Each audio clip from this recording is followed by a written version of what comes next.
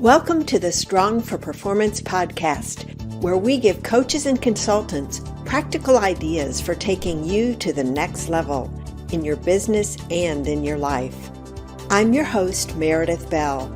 I interview experts who've walked in your shoes and offer real-world experience that you can apply to your own journey.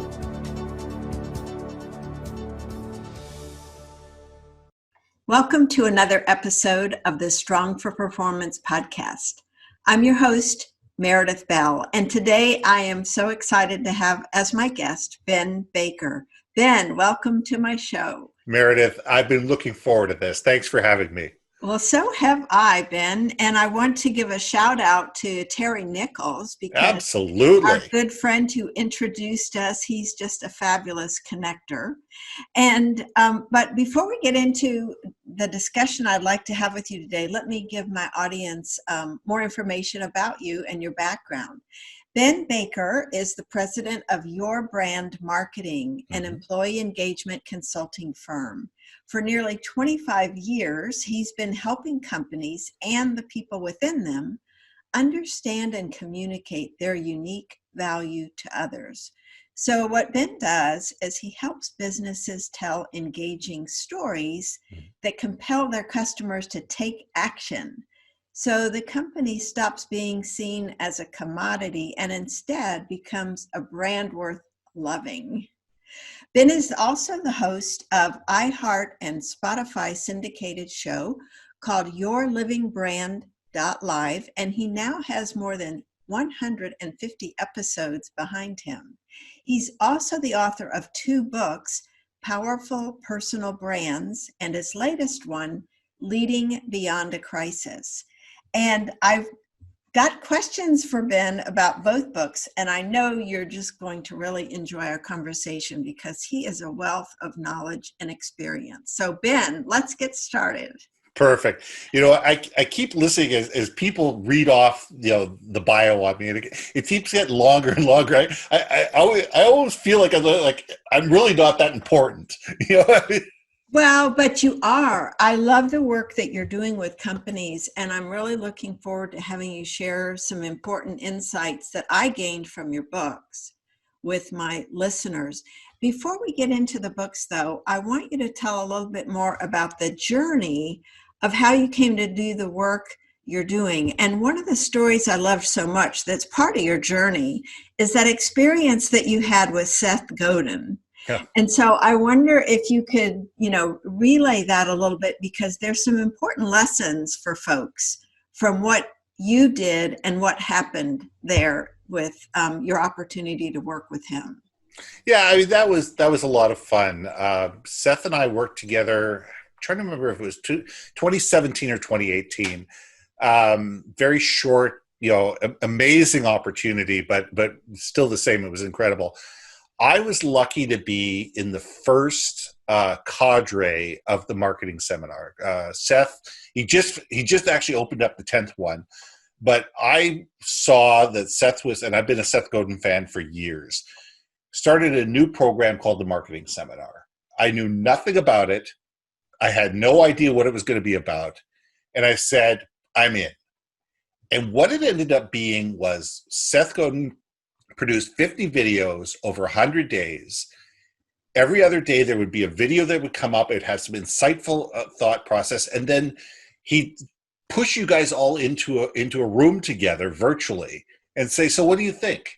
So you had to give your thoughts of what you thought about. And, there was 1,800 people on this discussion group. And there was about 100 of us that really, really participated. I mean, they just went all in, which is typical for most things. If you look at social media, there's people that are, the people that are all in that, engage all the time, and people that just hang back, and that's fine. But what I didn't realize is they had stats. They had amazing stats. So they knew exactly who was posting, who was listening, who was responding, who was doing this. And I was just doing what I usually do because I learn by teaching others. How I learn is I sit there going, okay, let's figure this out together, and having those real life online conversations. And I was downtown one day and my phone rings, And I looked down at the call display, and it says Seth Godin. And I went, all right, somebody spoofed the number. But I'm in. Okay, fine. And I'm in. And hello? And he says, hi, it's Seth. Hi, Seth. Yeah, well, I really wanted to say thank you for being part of the seminar. I went, okay, well, there's 1,800 of us. Are you making 1,800 phone calls? He says, no, I'm talking to the people that really are been engaging with this thing. We're just about to launch the second marketing seminar, and we're looking for people who can come in and be online administrators, just people that can sit there and help other people do it. Because what we're going to do is we're going to take this, it was normally a 6-month program, we're going to do it in 9 weeks or 12 weeks or something like that. So it's going to be accelerated. So we know we need to have some moderators in there to help drive people along and help them, get along. And you did such a really good job. We'd love to have you. And I said, yes. The best thing is he actually paid me to do this. And we had a blast. Had an absolute blast. And it was a one-time thing, because what he wants to do is he wants to get people from the previous marketing seminar to help people with the next one. So there's always a fresh voice and there's always someone fresh doing it. So I got one opportunity to do it, but it was incredible. And he was gracious enough to be on my podcast. I continue to learn with him. Every once in a while, there's stuff that goes back and forth, but he has just been, he was very gracious. And I think that that's probably the best way to put it, is that he truly is looking to help other people succeed. Mm-hmm. And it was a short experience. We got to know each other over 3 to 6 months. Probably never work for him again, but it was a great experience. Well, to me, there really were some cool lessons to extract from that. And I think a key one is being willing to engage. Mm-hmm. When you're involved with a project or online, sometimes people post and then they never show up again. And then they wonder why they're not getting results. But I think the approach you took to get all in and participate and be of help, that being of service is a theme that I think runs through your writings. And I'm guessing just the way you conduct your business with clients. Absolutely. So I was lucky from a very early age. I mean, I'm talking from the time I was 7, 8, 9 years old. My father was an entrepreneur, and he ran a commercial renovation company. And his attitude was, from the time you're young, you're coming to work. You may be going to get coffee for the guys or cigarettes for the guys. Actually, when a 9-year-old could actually go into the local store and buy cigarettes for the guys, it tells you about how old I am. But sweep up the job site, clean up, all that kind of stuff. But his attitude was always, really, the other thing is, you take care of the client. You always sit there and do whatever it takes. Nothing is beneath you. Mm-hmm. Everything is something you succeed because other people succeed. And that's a lesson that I learned from my dad from a very, very young age. And, through the hard times, through the difficult times, because he had built that trust, because he had built those relationships, because people knew that he would take care of them, mm-hmm. they took care of him. Mm-hmm. And I learned that very early on. Well, thinking about somebody like Seth Godin, if you had tried to cold call him or reach out to him, you wouldn't have gotten very far. But this whole idea, and you never had it in your mind to try to get in with him, it was the idea that you wanted to benefit from this program he was offering. In participating, you learned it by teaching others. And I just think that's an important takeaway for everybody. How can I be of service to somebody before I ask for something? Exactly. I think that's just a really key lesson. Well, one of the things I want to tap into your brain about today is this whole thing of personal branding. I mean, you wrote a book on it, and your book is really fabulous. I highly recommend it to folks that are trying to figure out, how to create a personal brand. But in our conversation today, I want to first have you define what you mean by personal brand and why is it important for someone to do that? Well, the first thing I wanted to define is what the book was not for. It was not a book for influencers. It's not a look at me, look how wonderful I am, look how important I am. Everybody follow me because of look how incredible I am. That's not what the book is about. The book was written. I every year I go up to the universities and I teach networking and interviewing skills to third-year students. We have a blast. We put 200 kids in a room and we make them go through interview skills. We put a whole bunch of professionals in the room and they have to approach us and they have to be able to sit there and how do we communicate effectively, and we have a really good time doing it. But what I realized is the majority of these kids are really smart. They're really really smart kids, but they have no way of articulating who they are, what they do, why they do it, who they're valuable to, and why these people should care. And it frustrated me because I'm sitting there going, you know what? No one ever did this for me when I was a kid. No one ever, taught me how to network. No one ever taught me how to interview properly. No one ever taught me how to, understand what my wealth was and what my value was to others and be able to articulate it properly. So I went looking for a book. I said, there's got to be a book or there's got to be a seminar or something that I could recommend to these kids and say, look, here's something to look at. I couldn't find anything I liked. And I got frustrated. And 45 days later, the first draft of the book was written. And it really flowed. It truly was. Like, I wrote a whole bunch of chapter headings and then just went for it. Now, it took another 6 or 7 months before it became live because, I had a whole bunch of people edit it, and and you anguish over things, and you move chapters around, and you add and delete, and people say, "What do you mean by this?" And all the things that go along with writing a book. You get it. Yes. But the reason for the book was to get people to understand their value. To understand who you are as a person, what makes you different, what makes you unique. You're good, you're bad, and you're ugly, and celebrate all of it. And realize that, your life should not be compared to somebody else's highlight reel online. And that's really the important thing. And to give people the skills that they need to be able to differentiate themselves in the marketplace. So with the book, I tell stories from my life, lessons that I learned. And at the end of each chapter, I ask a specific question and leave room for them to actually physically write down their own answers.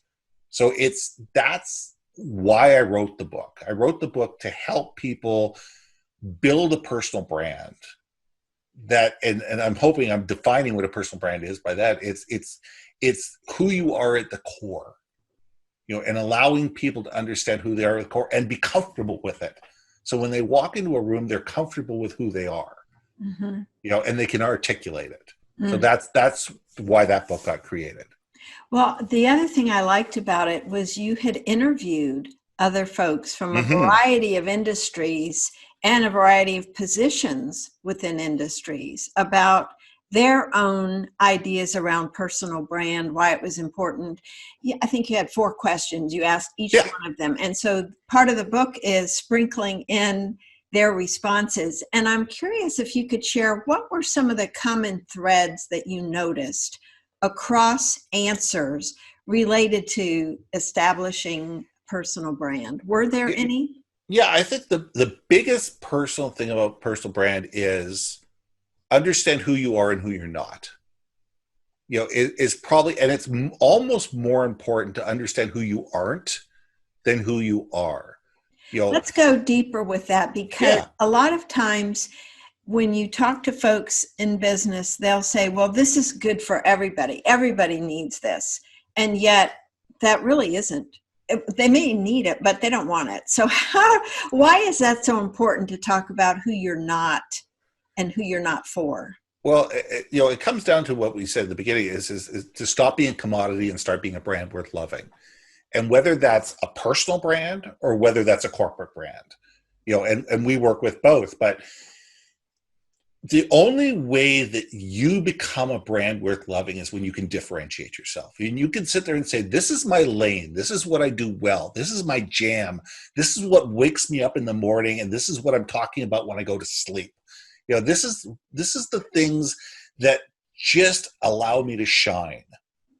And the rest of it is, people are so focused on, well, I can't do this and I can't do that and I can't do the other thing. So what? There are people out there that can. You don't want me painting your house. You don't want me doing your taxes for you. You certainly don't want to hear me play the piano. I'll hire people to do all three of those things and focus on what I'm really good at and the people that I serve that need what I have, and say, you know what?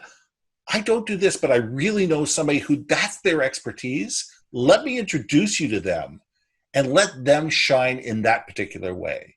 We don't need to know everything. We don't need to be able to do everything because it's impossible. So let's talk about some concrete examples of people that you've helped identify what is it about them that's unique, so that my listeners will get a sense of what would someone that's a prospective ideal client of mine perceive as unique or valuable that they might be looking for. Well, let's take this as from a corporate point of view, because I deal more with corporations than I do with personal. So 2 years ago, or was it last year? 2 years ago, I flew down to Texas to go see a client, and we're talking, and he says, we're really, really good at bringing in clients. We're really good at bringing in clients, bigger clients and more exciting work and this, that, the other thing, but they leave. They're an SEO company, so they do search engine optimization. And I looked at the work they did, and they do really, really good work. I said, so what's the disconnect? He says, well, people just get frustrated with us. I said, do you know why they get frustrated with you? Why? Because you're having the engineers, the technicians talking to the end users. They don't speak each other's language. The technicians are really good at being technical. They're really good at doing the SEO. They're really good at, the minutia of understanding how to move the needle and all that kind of stuff. They're lousy at explaining it to people that are not in the same headspace that they are. Mm-hmm. And because of that, the people that who are buying your services get frustrated because they don't understand what's going on. You need a group of people that are customer experience people whose sole job it is not to sell the job, but to be the relationship managers after the situation. So you have people that are out there selling. Let them go out and sell. That's their jam. That's what they do really well. That's what they're really good at. Let them go. But they're horrible at the relationship manager. They're hunters. They're not farmers. You've got the technical people that do the technical work, but what you're missing is a group of people that can translate between the techies and the customers and make sure everybody gets what they need, everybody understands what's going on, and can understand what needs to change in order to make everything successful. And as soon as they put that process in place, they hired 2, then 3, then 5, then 10, then 20 people to be in that position. Business skyrocketed because it was just something they were realizing. They were trying to get people that just didn't have the skill, that just didn't have the ability to do that thing, to do something that they're just not, either they didn't want to do or they're not capable of doing or whatever. It didn't make that these technicians were bad people. No. It just means that they weren't people. Plus, they were having to do something that wasn't their strength. Absolutely. And that took away time from them doing what they really were good at. You got it. Mm-hmm. You got it. So, those are the type of things that we work with, a lot of companies on when we're dealing with their brand, is to sit there and say, how do you bring the right people in that complement each other? Mm-hmm. How do we bring a variety of different personal brands together, whether it be a leader, whether it be, an operations person, a salesperson, legal people, accounting, whatever, and make sure that all of these personalities and all these different wants, needs, desires, human traits, etc., are celebrated within the company. And you're not just a cog in the wheel, you're a person. Mm-hmm. You Now know, let's talk about how that then impacted the way they promoted themselves, the way they built their brand to the public for their yeah. salespeople. How are they positioning themselves differently? Well, what it allowed the salespeople to do is to go out there and say, here's the process. Mm-hmm. Not only are you getting great SEO, but here's how we work as a company. By the way, I'm going to be your sales. I'm going to be there. But on your day-to-day operations, you're going to deal with Sally, and Sally's going to deal with Bob and Alan and Steve, who are going to be actually doing the technical work for you. But I'm going to be the overall account manager. If you have any questions and you have any concerns, give me a call. But your day-to-day minutia type stuff is going to be handled here. So it allowed for separation of tasks, and it allowed for the customer to realize there's a team that they're being taken care of by. It's not just one person. It's not this Mickey Mouse little company. It's not one or two people working out of a second bedroom doing SEO.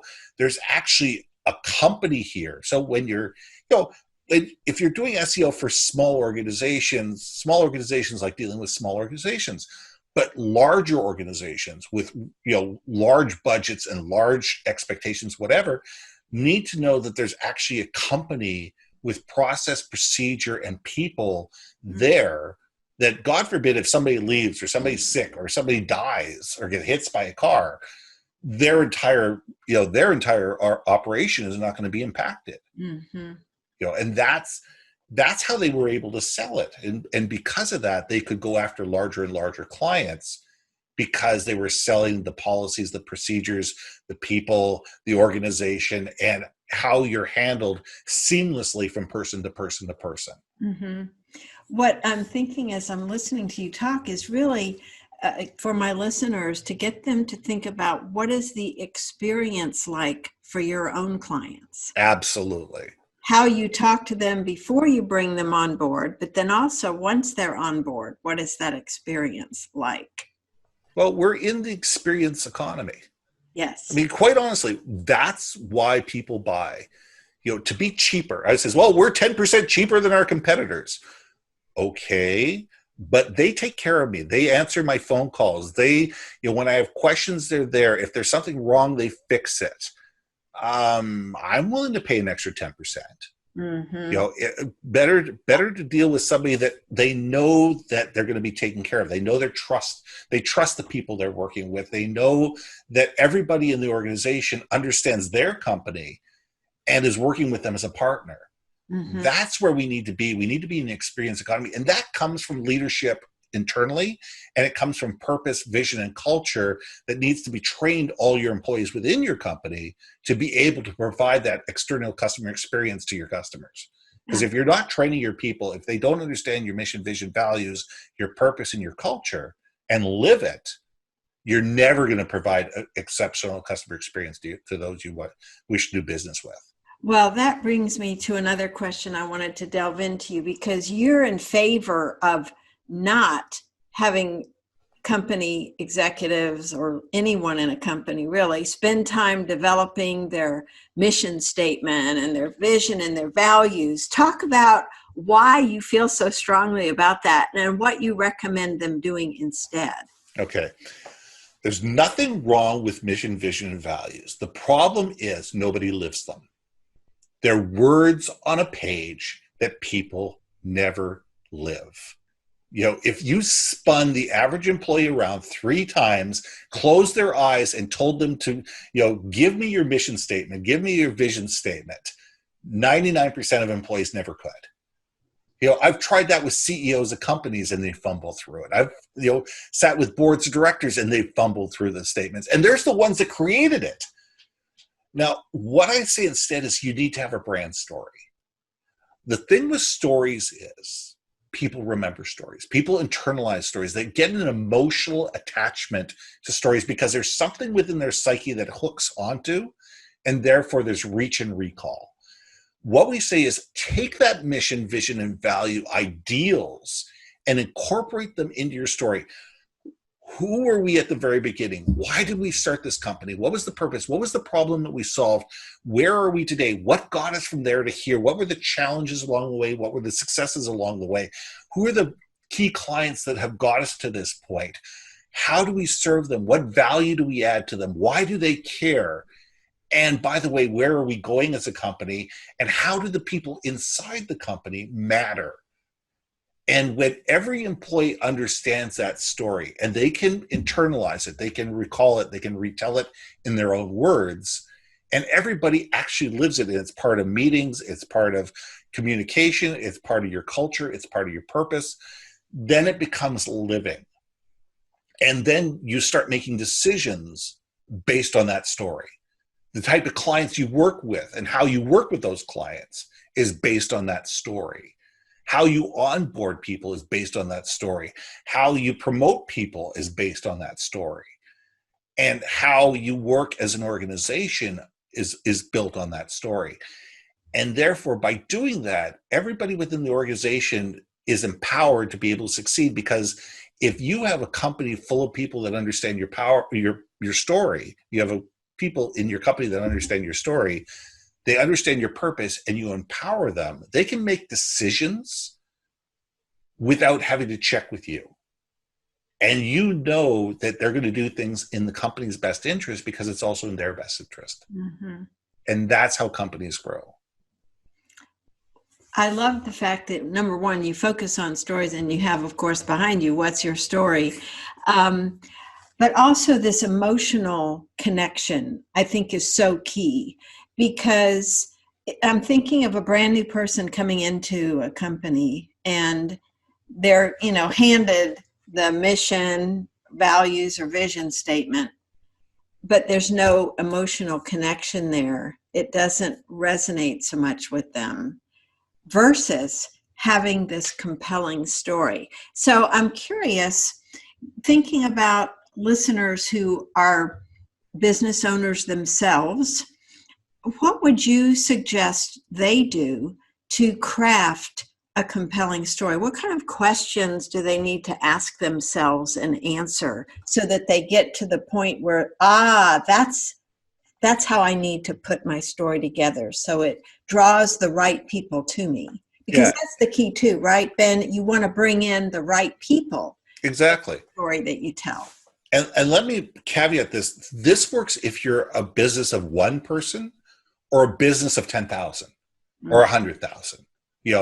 Having the brand story doesn't matter if you're a company of one or a company of 100,000. The thought process is the same. The questions you need to ask yourself are, first of all, what are our values? What are the things that brought us to the table? What problems do we solve? Who do we solve these problems for? Why do they care? And why do they keep coming back? You need to understand where you came from, where you are, where you're going. And if you can answer those questions, you can craft a story through that. And that story could be 30 seconds long, or that story could be 10 minutes long. And as you evolve and as you grow as a company, that story will evolve with you, and it will expand, and it will have girth, and it will have weight to it based on where you came from. If you're a 6-month-old company, your story's not going to be that long. It's more of, this is why we started the company. This was the problem that we saw. This is how we thought that we could solve these for these people. This is why we add value to them, and this is where we see the company going. And the story can be that simple. As you grow, you can talk about different customers, how different customers, are part of the company, how you solve different problems, how the different challenges that you were in, the different, victories that you've had within the company. And there's ways to embellish it to be able to build that folklore. It's folklore of a company. It truly is. And that's why stories expand, because the folklore just keeps getting bigger and bigger and bigger. And all of a sudden, your customers start telling your story, and your vendors start telling your story. And all of a sudden, the myth propagates. And you build a tribe of people that are as loyal to you because they're loyal to the people that your tribe is telling the story to, because people attract people like them. Mm-hmm. And if you realize that, forget who said, but it's attracting the first 100 people and the first 1,000 people and then the first 10,000 people, but you're not going out there. Once you've got 100 or 1,000 loyal fans, they can turn around and 10x that and 100x that Mm-hmm. because of how they're talking about you when you're not in the room. Yes. And I was just thinking, I've worked with my two business partners for 30 years. Mm-hmm. And some of our clients have worked with us for more than 20 years. So when I make one of our statements about we are not transactional, we believe in long-term relationships, to be able to say some of our clients have worked with us 20 or 25 years, that solidifies that story. And that's powerful. Yeah. That is so powerful, because they're sitting there going, okay, why would people deal with Meredith for 25 years? There's got to be something compelling there. There's got to be something that she's really, really good at, much better than anybody else, that would cement that relationship for that long. And that's, it's putting that hook in other people's minds, Mm-hmm. and then getting them to figure out, okay, why? And if they can do this for somebody else for 25 years, what's the value they could add to me? Mm-hmm. Yeah. So I want to pivot now, because I want to spend a few minutes on your other book, which also I highly recommend, Leading Beyond a Crisis. It's so interesting. I know you recorded this last spring when COVID was just kind of kicking off, but it's so applicable to any kind of challenging situation. We're Exactly. in one right now, but I like the way you and your co-author, and it's really a series of conversations that are Mm-hmm. very profound. I think the style, the approach you took is very compelling. And I'm just curious, one of the chapters I really resonated with was this idea of building for the long term. Yeah. And so that's interesting that we were just talking about long term.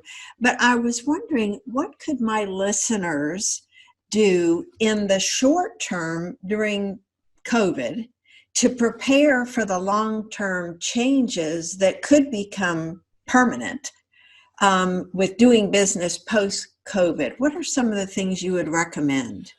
The first thing I recommend to every company is to realize that we are going to go from crisis to celebratory to crisis to celebratory to crisis. It's just, for those of us who are a certain age, this isn't our first rodeo. It is absolutely not our first rodeo. I remember 2008. I actually started my company January 3rd, 2008. If you can think of a great time to start a company right in the middle of a financial crisis, thank you very much. We remember the AIDS. We remember the gas crisis that happened before that. There's always going to be crises.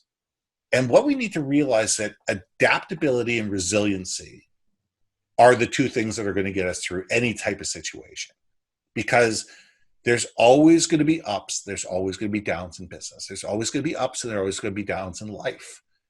And the more we're sitting there going, okay, we need to take care of the here and now. In March, businesses sent everybody home with a lick and a prayer, a Band-Aid and duct tape. They really did.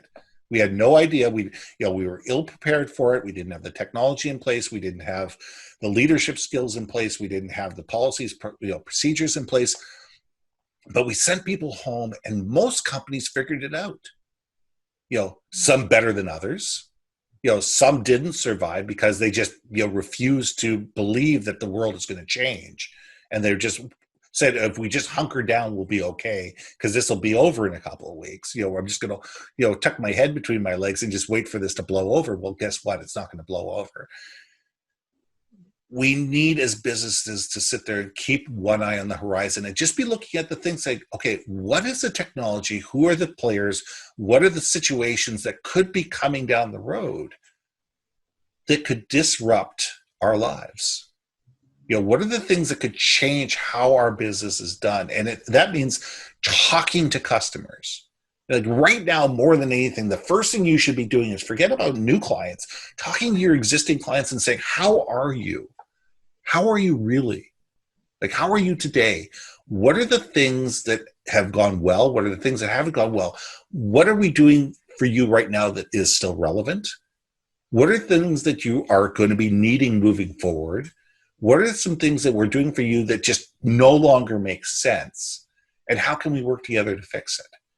And it's having that relationship, asking, your vendors this question, asking your clients this question, asking your employees this question, and be able to sit there and say, let's work together and forget the us versus them mentality. Let's look at it as a partnership and a collaboration and saying, what can we be looking at?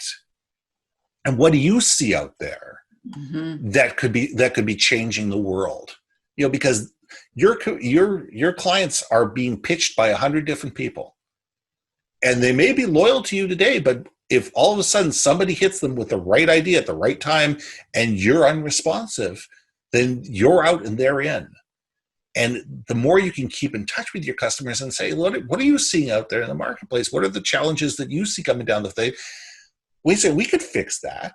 We could work with you on that. Oh, you need some better terms. You need, be more creative on our financing. We need, you are constantly buying 10-pound bags, but 5-pound bags make a lot more sense for you right now. We can change our assembly line. Okay, you buy 100,000 bags a month. We could create a 5-pound bag. That's a doable thing. And be able to look at some different ways that you can be creative to be looking forward. So communication and listening and taking the ego out of things and realizing that none of us have all the answers is a great way to be able to set ourselves up for success moving forward. That's terrific. And I would, again, challenge my listeners to ask, how many of your clients have you reached out to in the last 7 months? And who could you make a list of, say, 5 people that you could contact to find out exactly what Ben's just suggested with those questions? It's very powerful because it's showing you care, and it's finding out, again, circling back to being of service. How can I help you right now with what you're struggling with? Because it could help the person making that phone call to discover some untapped areas that they could be providing services or products to a client that they hadn't even thought of yet. Yeah. And if you're a large organization or you're dealing with large organizations, have different people talk to different people in the organization. Have your finance people talk to their finance people. Have your operations people talk to their operations people. Have your operations people talk to their shipping receiving people.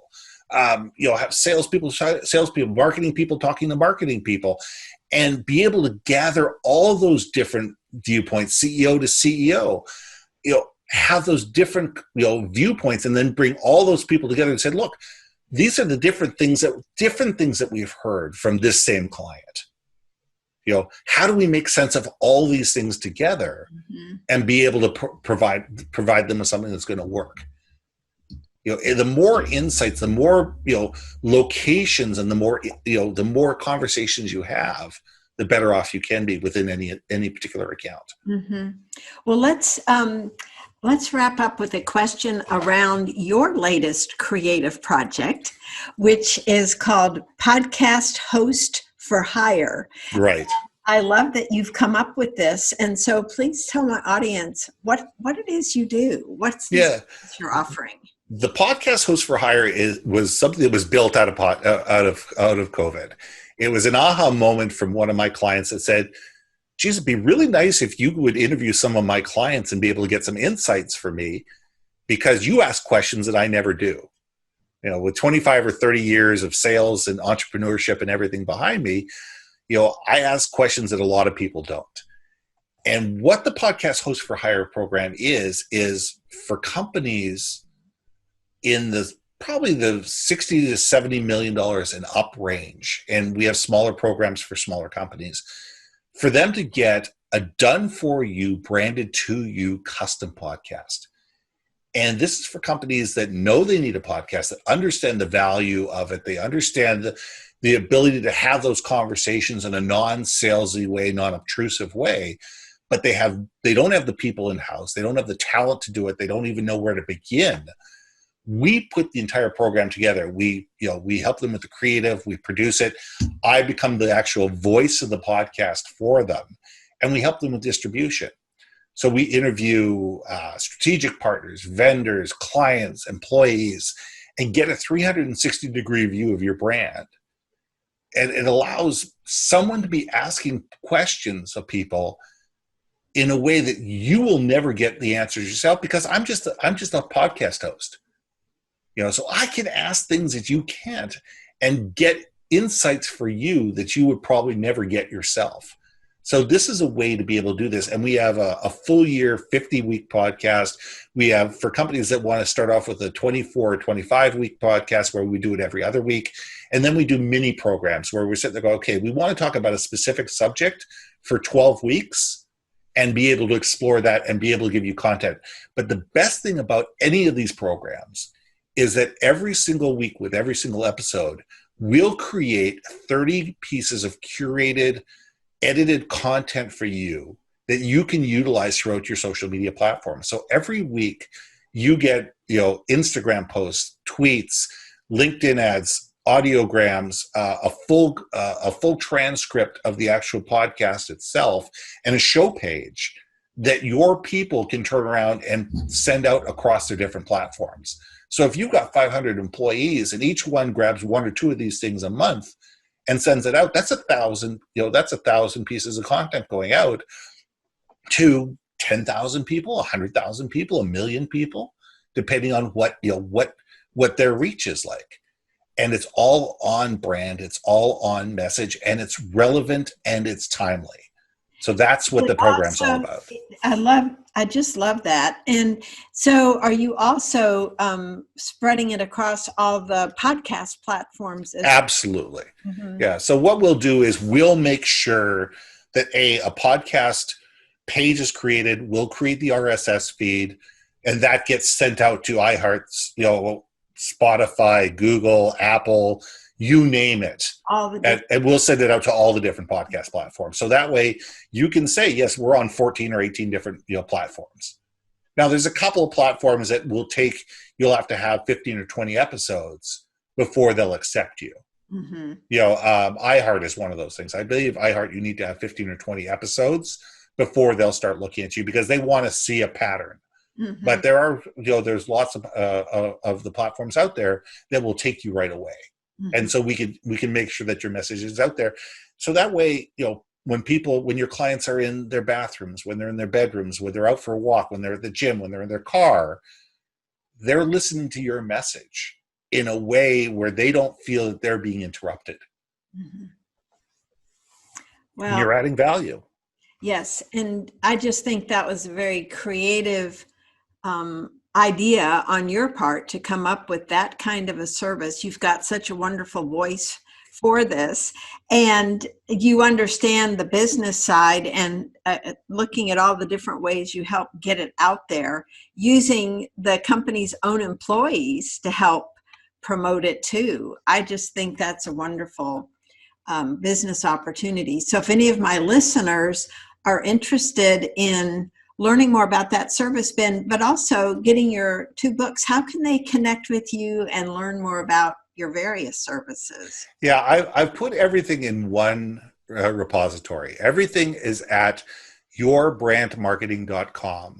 My podcast is there. Access to my books is there. The podcast Host for Hire is there.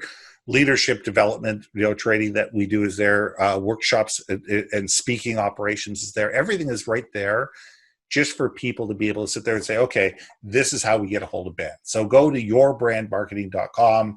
It'll push you out to my YouTube channel, my LinkedIn, my Twitter. If you're into Facebook, yes, I'm still on Facebook. God knows how long I will be, but yes, we are still on Facebook. Great. Well, Ben, thank you so much for being my guest today. It was such a pleasure to kind of delve into, really, we were just on the surface of so much of the great content that you've included in both of your books. So I, again, want to encourage my listeners to check out both of your books, as well as this new service, and really all of your offerings. You're just a gem. And I appreciate all the wonderful work you're doing in this world to really help companies thrive, and the people in them thrive too. Oh, you're very welcome. And if people go to my website, there's a free chapter of both books under the publications section. So if you go to publications, you can download a free chapter of either one of my books and, try before you buy. That's great. Thank you, Ben. Thanks a lot, Meredith. Thanks for having me. Thanks for tuning in to the Strong for Performance podcast. Now head over to growstrongleaders.com to learn how our tools can increase your impact with clients and expand your business. And while you're there, grab our free ebook, The 5 Secrets to Getting Better at Anything. Until next time, I'm Meredith Bell. Make it a great day.